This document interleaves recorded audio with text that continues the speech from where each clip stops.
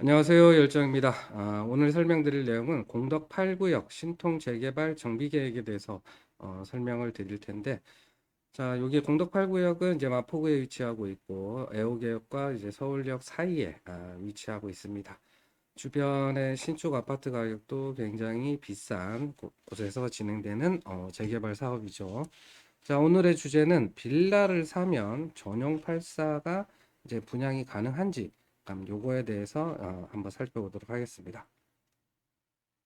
자, 여기 공덕동 A구역이라고 되어 있는 데가 이제 공덕 여기가 이제 8구역이 되어 있고, 그러면 주변에 뭐 청파 2구역, 청파 1구역, 서계구역, 이런 식으로 주변에 정비구역들이 많이 있습니다. 그럼 요 일대가 다 개발이 되면 이제 아파트 단지로 이제 바뀌게 되겠죠. 그래서 그리고 집값도 굉장히 상대적으로 높은 그런 지역이기도 합니다. 자, 정비구역을 보게 되면 뭐 특별한 거는 없고요. 뭐 획지는 뭐 단일 획지고 여기 보면 뭐 기부 차납하는 공원이나 공개 공지, 공공 공지 뭐 이런 것들이 뭐 있습니다. 자, 구역 내 거주 현황을 보게 되면 단독주택이 871호가 있고요. 공동주택이 56호가 있고 근생이 46호가 있다. 그러면 단독주택이 공동주택보다 훨씬 많으니까 당연히 일반 분양 비율은 굉장히 이제 높을 가능성이 높고 그렇게 되면 결국 이제 일반 분양 수입이 많으니까 그러면 조합원 분양가가 이제 상대적으로 낮겠죠. 이렇게 이제 볼 수가 있고 아니면 뭐 조합원 분양가가 상대적으로 이제 덜 낮더라도 감정평가를 좀 더 다른 데보다는 일반 분양 수입이 많으니까 더 높게 해줄 수 있는 그런 환경입니다. 자, 그리고 신축 계획을 보게 되면 1564세대를 신축을 하는데 조합원 분양이 770세대 770개로 표시가 돼 있어요. 그리고 5구 이하가 이제 508세대, 60 초과 이제 85 이하 이렇게 돼 있는데 여기 이제 전용 84만 있고 74는 없습니다. 922개, 굉장히 많죠. 그리고 85 초과가 이제 114인데 134개, 이렇게 되죠. 그러면 조합원 분양 총 분양이 770개니까 그러면 구역 내에 뭐라도 사게 되면은 전용 84는 무조건 받는다. 이렇게 이제 이해하면 되겠죠. 자, 네이버 부동산에 현재 한 8억에 올라와 있는 물건이 있어요. 보니까 전용 면적은 한 24평 조금 넘고 대지 지분은 대략 12평이다. 그리고 전세 껴 있고 실입주가 분류하다. 그리고 토지거래 허가 구역이다. 여기가 신통 재개발 구역이니까 당연히 이제 토지거래 허가를 받아야 되죠. 토지거래 허가를 받기 싫으면 저거 주임사 등록을 하면 됩니다. 그러니까 실입주가 불효하다는 얘기는 주택임대 사업자 매물일 가능성이 높고요. 그리고 현재 보증금은 1억 6,800에 들어가 있으니까 매매가가 이제 8억이니까 투자 금액은 한 6억 3,200만 원이 투자 금액이 된다. 이 물건의 공동주택 공시가격은 2억 6,100이고요. 스펙에 2020년 빌라입니다. 그러면 스펙에 비해서 상대적으로 공시가격은 좀 낮게 책정되어 있는 것 같습니다. 그리고 주변의 신축 아파트 시세를 보게 되면 마포자이 힐스테이트 라첼스라는 단지가 있는데 27년 3월에 입주가 예정입니다. 근데 지금 조합원 입주권 호가가 21억 이렇게 돼 있어요. 근데 프리미엄이 14억 이렇게 돼 있죠. 대단합니다. 주변 시세가 굉장히 비싼 그런 지역이기 때문에 당연히 일반 분양 수입도 굉장히 많겠죠. 자, 그래서 공덕 8구역 같은 경우는 12월 5일 날 정비계획과 이제 정비구역 지정 고시가 됐습니다. 이제 확정이 된 거예요. 그리고 구역 면적은 이제 8만 4천 정도 되니까 한 그저 2만 5천 평 조금 넘는다라고 보이고요. 그리고 정비 기반 시설 기부 체납은 22.7%, 도로로 11.8%, 공원으로 5.9%, 아까 공공공지가 몇 군데 있었잖아요. 이제 5% 이렇게 돼 있습니다. 용도 지역은 이제 2종 7층이 줄고 2종 일반이 늘었죠. 그리고 여기 보면 3종이 일부 늘었고 일반 상업 지역이 이제 감소가 됐죠. 그래서 일반 상업지역이 이제 2종 일반으로 가고 2종 7층이 2종 일반으로 이렇게 해서 전체적으로 이제 2종 일반 주거지역으로 재개발을 하게 됩니다. 자, 건축 시설 계획을 보게 되면 정비 계획 용적률은 이제 220이고 법적 상한 용적률 250%까지 재개발을 하겠죠. 최고 층수는 이제 30층 이하입니다. 신축 세대 수가 이제 1564세대, 임대가 306세대.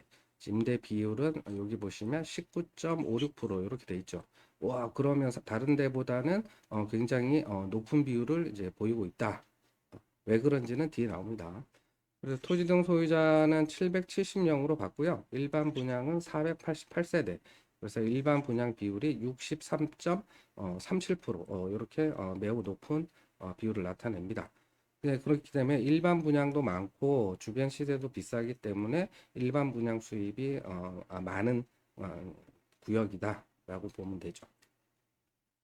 그리고 공공시설 부지의 순부담을 보게 되면 빵입니다. 빵. 빵이라는 얘기는 뭐냐면 새로 설치하는 거와 기존에 있는 거가 같다라는 얘기예요. 그러니까 토지로 기부 체납하는 게 순부담하는 게 없으니까 당연히 임대 아파트를 더 지어가지고 법적 상한 용적률까지를 이제 올려야 되니까 그래서 아까 임대 비율이 거의 20% 가까이 되는 이유가 요것 때문에 그렇습니다. 그리고 보면 이제 기준 용적률 같은 경우는 이제 그 소형 주택을 추가 확보해가지고 인센티브 20% 받았고 허용 용적률 인센티브는 10% 정도. 이게 최대 맥스가 20%거든요. 근데 10% 정도 받았다. 공공도행 통로랑 이제 공개 공지를 적용해서 10% 받았습니다. 자, 분담금 추산액을 보게 되면, 자, 수입에 보면 조합원 분양 수입과 일반 분양 수입이 있어요. 전체 수입이 한 1조 6천억 가까이 됩니다. 근데 조합원 분양 수입이 8,452억이고, 일반 분양 수입이 6,336억이에요. 그러면 그 일반 분양 수입이 상대적으로 굉장히 많은 데다라는 게 아까 이미 알고 있었잖아요. 예상했잖아요. 그리고 조합원 분양가는 이제 5구가 9억 4천, 84가 11억 2천, 이렇게 돼 있습니다. 근데 요 조합원 분양가가 상대적으로 그냥 인근 아까 그 근처에 청파 2구역 그런 데 있잖아요. 그런 데에 비해서 조합원 분양가가 이제 한 2억 이상, 2, 3억 정도 낮게 책정이 된 거예요. 이렇게 낮게 책정된 이유는 일반 분양 수입이 많기 때문에 분양가가 이제 낮게 책정되는 거다. 이렇게 보시면 되죠. 자, 지출의 공사비 항목을 보게 되면 총 지출이 8,417억입니다. 근데 공사비가 5,583억. 근데 총 지출의 66.3%를 차지를 한다. 그러면 요거에서 알 수 있는 거는 요거예요. 이주비 이자가 사업비에 이제 포함이 돼 있다. 결국 이제 조합원들 이주비 이자를 사업비에서 대납을 해주는 무이자 형식으로 대납을 해주는 게 계획되어 있는 거죠. 자, 그래서 검증을 위해서 제가 만든 계산식에 주체대수 1.4대 그리고 대지 면적 넣고 용적률 250% 공사비는 뒤에 나오지만 평당 750으로 추정을 했습니다. 그랬더니 5,689억이 나오더라. 그러면 100억 차이밖에 안 나요. 그러면 요 금액이 이제 맞는 거죠. 자, 그래서 결국 이주비 이자는 사업비에 포함되어 있구나. 그러니까 이주비는 무이자다. 이렇게 생각하면 되죠. 조합원 분양가도 싼데 이주 비자까지 싼 거다라고 보면 되고요. 추정 비례율은 이제 109.54%입니다. 그러니까 비례율도 높죠. 그러니까 일반 분양이 많으니까 다 좋은 거예요. 그리고 종전자산 초객이 6,874억 원이고 토지 등 소유자가 770명이니까 평균 종전자산이 8억 9,200이 돼요. 그러면 여기다가 비례율이 109.54니까 110 곱하면 권리가액은 거의 9억 9천 이렇게 된단 말이에요. 아까 전용 84 일반 분양가 조합원 분양가가 11억 2천 이렇게 됐잖아요. 그러면 얘가 이제 평균이고 거의 근 10억 되는 거니까 그러면 평균에는 이제 그 뭐야 구역 내 빌라나 이런 것들도 작은 것들도 포함되어 있기 때문에 구역 내 주택 가지신 분들은 거의 무상으로 84를 받을 수가 있겠구나 이런 거를 유추할 수가 있죠. 자, 민감도 분석표인데, 공사비랑 일반 분양가에 따라서 비례율이 어떻게 변하는지에 대해서 지금 표시를 한 겁니다. 자, 공사비는 750만 원, 일반 분양은 3,942만 원으로 잡고 계산하니까 비례율은 109.54%가 나왔어요. 그래서 34평 기준 13억 4천이 일반 분양가란 말이에요. 자, 보시면 이제 공사비 같은 경우 750은 지금 현실에 안 맞단 말이에요. 그러면 적어도 한 10% 정도까지는 공사비가 올라가게 될 거예요. 근데 일반 분양가를 못 올리면 비례율이 101.53%까지 떨어지지만, 근데 주변 시세가 거의 한 20억 하잖아요. 그럼 13억 4천에 일반 분양을 하게 되면 나겠죠. 청약갱률. 최근에 여기보다 입지가 상대적으로 떨어진 데에서 거의 14억, 15억에 분양을 해도 청약 경쟁률이 높게 나왔기 때문에 결국 분양가는 한 최소 10%에서 한 20%까지 업시킬 가능성이 굉장히 높죠. 그래서 일반 분양가를 10%만 업시켜도 비례율이 일반 분양가 10% 업시키고 공사비 10% 업시키면 비례율이 거의 같아지는 그런 상황이 된다.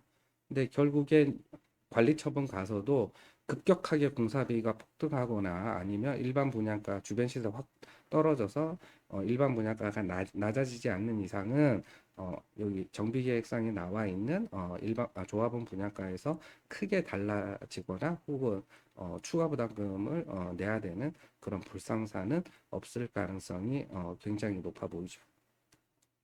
자, 그래서 아까 네이버 부동산에 있는 이 8억짜리 매물의 투자 가치가 얼마가 되는지 다시 한번 살펴보면 매매가는 8억이고 공동주택 공시가격은 2억 6,100입니다.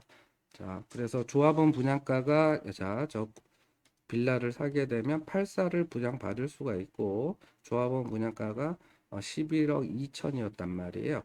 그러면 이제 프리미엄을 계산을 해야 되죠. 그러면 간평가를 추정을 해야 됩니다. 간평가. 그러면 공시가격이 얼마였냐면 2억 6,100이니까 2억 6천이라 치고 그리고 여기 보정률을 이제 곱해 줘야 되는데 자 보수적으로 2배 긍정적으로는 2.5배 이렇게 하면 자 2배라고 생각하면 간평가는 5억 2천 이렇게 되겠죠. 만약에 2.5배다 하면 이게 한 6억 5천 이렇게 나옵니다. 그러면 여기다가 비례율을 곱한 게 비례율이 아까 109 이랬잖아요. 그러면 계산의 편의를 위해서 110이라고 가정을 해볼게요. 그럼 이렇게 되면 5억 2천에 비례율 110 곱하면 5,200이 더 추가되는 거니까 5억 한 7천대 이렇게 되고 6억 5천에 10% 더하면 그러면 7억 1,500이 10%니까 그렇죠. 7억 1,500이 얘가 이제 권리가액이 되는 거죠.